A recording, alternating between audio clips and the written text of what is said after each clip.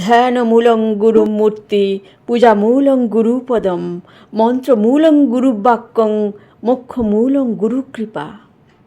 গুরুর রূপই ধ্যানের মূল, গুরুর চরণই পূজার ভিত্তি, গুরুর বাণী মন্ত্র এবং গুরুর কৃপাই মোক্ষ লাভের পথ।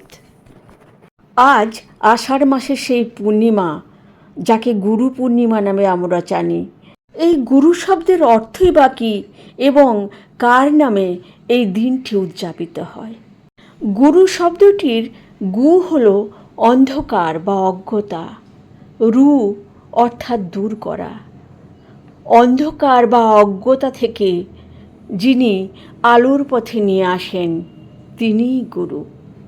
সেই অর্থে গুরু তারাই যারা আমাদের কিছু না কিছু জ্ঞান প্রদান করেছেন। পিতা মাতা থেকে শুরু করে সবাই আমাদের গুরু। তবে কথিত আছে, মহর্ষি বেদব্যাসের জন্মবার্ষিকী উপলক্ষে আষাঢ় মাসের পূর্ণিমা তিথিতে গুরু পূর্ণিমা পালিত হয়। আজকে তাই বেদব্যাস জয়ন্তীও বলা হয় এই দিনটিকে, কারণ তিনি মহাভারত রচয়িতা এবং বেদের বিভাজক। বেদের নানা শ্লোক বা স্তোত্রগুলোকে একত্রিত করে প্রত্যেকটির বৈশিষ্ট্য এবং আচারের কথা ভেবে তিনি বেদকে ঋক, সাম, যজু এবং অথর্ব এই 4 ভাগে বিভাজিত করেছিলেন। তাই তিনি ব্যাসদেব রূপে সম্মানিত হন। ব্যাস কথাটির অর্থ হল সম্পাদনা করা বা ভাগ করা। আবার হিন্দু সনাতন ধর্মে আদিগুরু হলেন শিব, কারণ এই তিথিতে পরমেশ্বর শিব দক্ষিণামূর্তি রূপ ধারণ করে ব্রহ্মার 4 জন মানসপুত্রকে বেদের গুহ্য পরম জ্ঞান প্রদান করেছিলেন।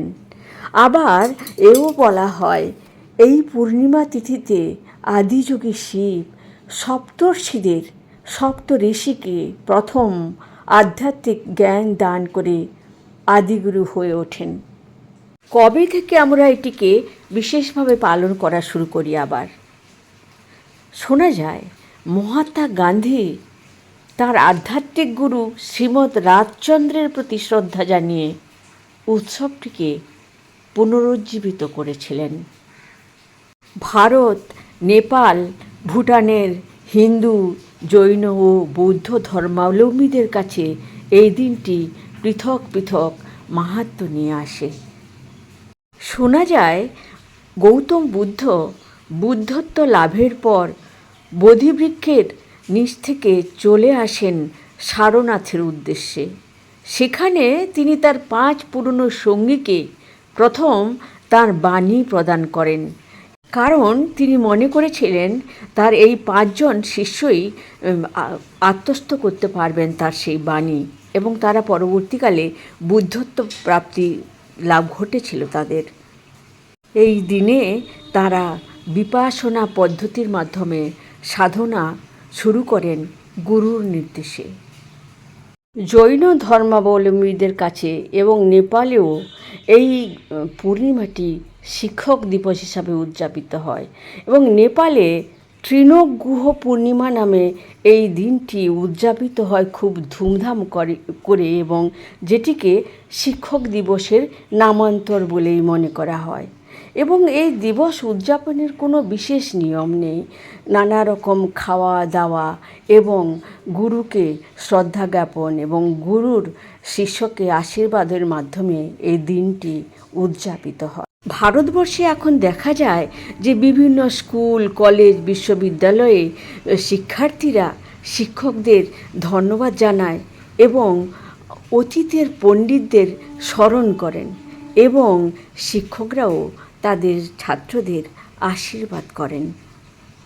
খাওয়া দাওয়া এবং নানা সংস্কৃতিমূলক কাজের মাধ্যমে দিনটি উদযাপিত হয়।